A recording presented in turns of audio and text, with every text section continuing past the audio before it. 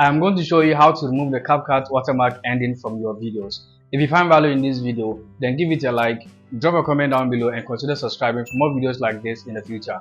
Let's get started. As you may have known, CapCut has this ending that is automatically added to your videos.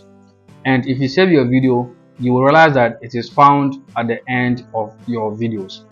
So here in CapCut, if you don't like it, what you do is select it, then click on delete at the bottom.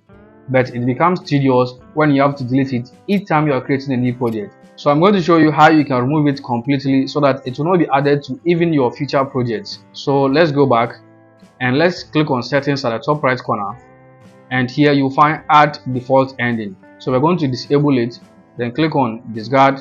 Let's go back. So now when you create a new project, let's select this video right here. You realize that it will not be found at the end of your videos.